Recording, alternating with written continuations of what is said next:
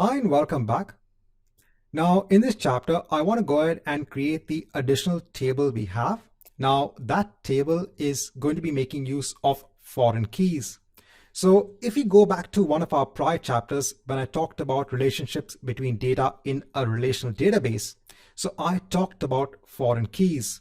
So remember I'd mentioned that if you have a customer table and if you have a courses table, and if you want to go ahead and have an additional table known as orders that actually references the customer ID and references the course ID, you will go ahead and create foreign keys. So over here, if you're saying that the customer has placed an order for a particular course, you can go ahead and reference that information in a separate orders table. And for that, you'll go ahead and make use of a foreign key. So if I go on to our statements over here for creating the orders, so the orders table has a separate order ID column, and this can be also our primary key. So actually let's go ahead and mention it has a primary key as well. So over here, I'll mention it has order ID. And then over here, I'm defining my columns again of course ID and customer ID as well. And if I go ahead and scroll down, I'm using this concept of the foreign key, wherein I'm saying that the customer ID in this table references the customer ID in the customer table. And I'm doing the same with the course table as well, with reference to the course ID. And then I also have another column over here, just in terms of the percentage of the discount for the customer in the orders table. So let's go ahead and create this table. So over here, back in the pane for the database, we can go ahead and actually execute the statement for the orders. So we have the orders table in place. Now, if you go on to the insertion of data in the orders table, so remember the order ID needs to be unique. But when it comes to the course ID and the customer ID, you have to ensure that this data is already available in the customer table and in the course table. So remember, since our orders table is now referencing the customer table and the course table, if you don't have the referencing IDs in those tables, then inserting data in the orders table will actually generate an error. So I'll just showcase this in a moment. For now, let me go ahead and insert some data into the orders table. So let me go ahead and delete this and insert data into the orders table. Right, so we have that in place. We can go ahead and now select from the orders table. So we can see the data in the orders table over here.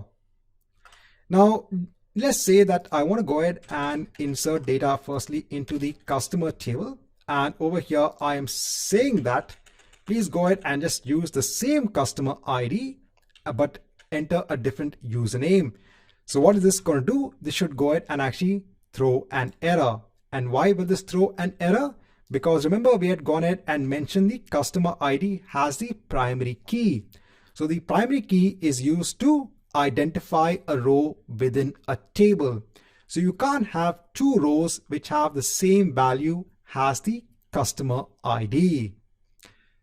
Similarly, if you try to insert now something into the orders table,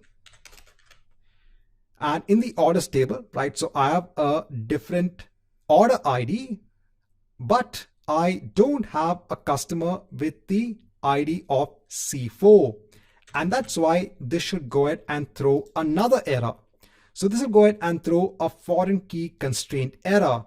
And that means we don't have the customer ID in the customer table.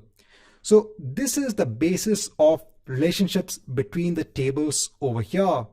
So we are saying that only if a valid customer is actually present in the customer table, then the customer can actually go ahead and have a row in the orders table. And this makes sense. Only if a customer is actually present, then the customer can place an order for a course.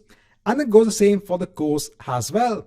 Only if a valid course ID is present in the course table, then a customer can actually go ahead and purchase that particular course. Now, in terms of viewing the relationships between tables in SQL Server Management Studio, that's something that you can do over here. So if I go back onto the Object Explorer, so over here, I can go on to Database Diagrams. You can right click and we can go ahead and create a new database diagram. So over here, it's saying one of the objects are required to basically use this database feature. Do you want to create them? I'll click on yes. Now over here, we can go ahead and select the tables that we want to add onto this diagram. So I'll go ahead and choose the course, the customer, and the orders table and click on add over here. Once you have the tables in place, you can go ahead and hit on close over here. So here you will see a visual representation of the relationships between the tables. So over here, you can see that each table has a primary key. This is the primary key, the column basically, which is representing the primary key of the table. And over here, you can see the foreign key relationship. So over here, you're saying that each customer can have many orders. And over here, we are saying that a course can be part of multiple orders in the order table. Right, so in this chapter, we have actually gone through the creation of tables that have foreign keys. We've inserted data and we've also looked at the database diagrams.